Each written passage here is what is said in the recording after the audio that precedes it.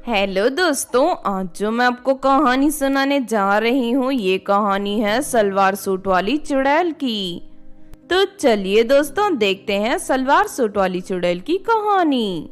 एक बार की बात है, एक बड़ी झील के किनारे एक चुड़ैल रहती थी।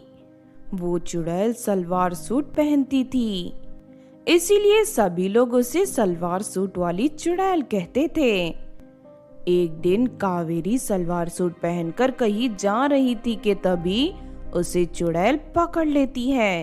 तेरी हिम्मत कैसे हुई सलवार सूट पहनकर घूमने की? मुझे सलवार सूट पहनने वाली लड़कियां बिल्कुल पसंद नहीं है। हे भगवान, ये चुड़ैल कहाँ से आ गई? मैंने तो पहली बार ऐसी चुड़ैल देखी है जो सलवार सूट से नफरत करती है। देखिए चुड़ैल जी, आप तो एक चुड़ैल हैं, आपको सलवार सूट से क्या लेना देना?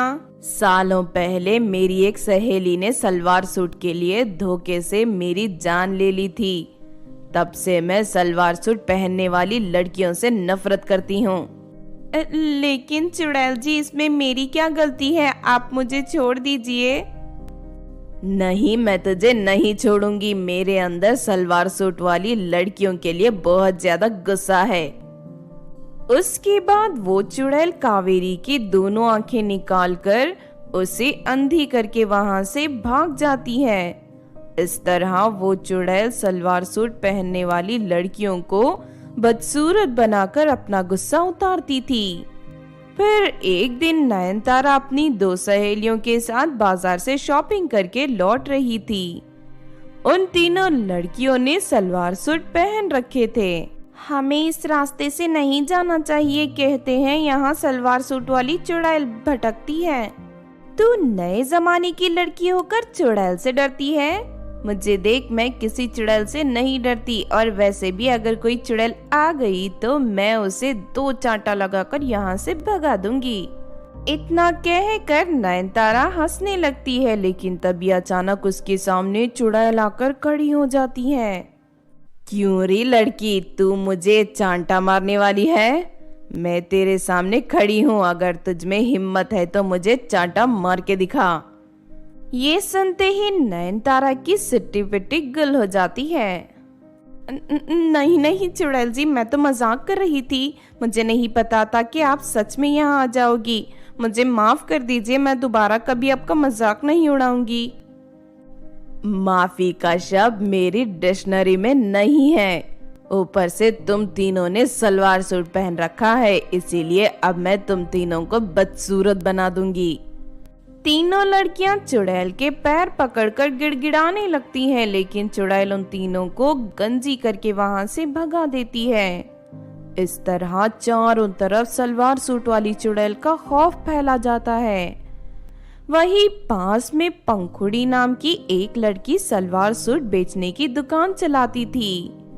धीरे धीरे चुड़ैल के डर से लड़कियां पंखुड़ी की दुकान से सलवार सूट खरीदना बंद कर देती हैं। अरे नहीं, ये क्या हो रहा है? सलवार सूट वाली चुड़ैल के डर से सभी लड़कियां सलवार सूट पहनना बंद कर दिया है। मुझे कुछ करना होगा, वरना एक दिन मेरी दुकान पूरी तरह बंद हो जाएगी। फिर अगले दिन पंखुड़ी एक तांत्रिक के पास जाकर उसे अपनी परेशानी बताती है। तांत्रिक अपने जादुई गोले में देखकर चुड़ैल के बारे में सब कुछ पता कर लेता है। जब वो चुड़ैल जिंदा थी तब उसकी एक सहेली ने सलवार सूट के लिए उसे मौत के घाट उतार दिया था। जब तक वो चुड़ैल का बदला पूरा नहीं होता वो यहाँ से नहीं जाने वाली। तुम्हें उसकी धोखेबाज सहेली को पकड़कर चुड़ैल के हवाले करना होगा। मैं अभी तुम्हें उसका पता बताता हूँ। फिर तांत्रिक से चुड़ैल की सहेली का पता लेकर पंखुड़ी उसके घर पहुँच जाती है। पंखुड़ी ने जानबूझकर सलवार सूट पहन रखा था। वो चुड़ैल की सहेली को किसी बहाने से जंगल की तरफ ले जाती है। थोड़ी दूर चलने के बाद चुड़ैल उन दोनों के सामने आ जाती है।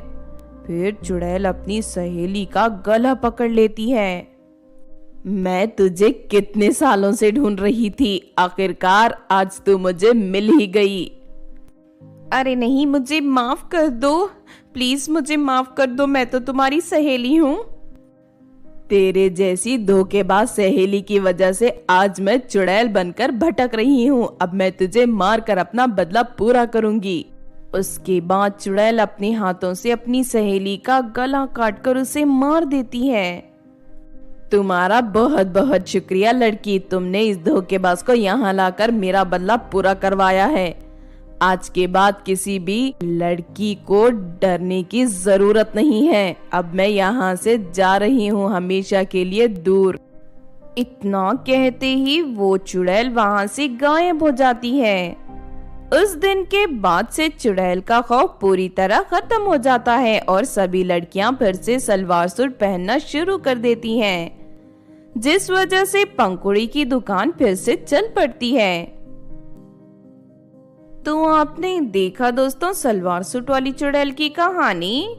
इस कहानी से हमें ये सीख मिलती है कि लालच में आकर कभी भी अपने दोस्तों के साथ धोखाधड़ी नहीं करनी चाहिए, क्योंकि ऐसे लोग ज्यादा दिन तक बच नहीं पाते। एक ना एक दिन उन्हें उनके किए की सजा जरूर मिलती है।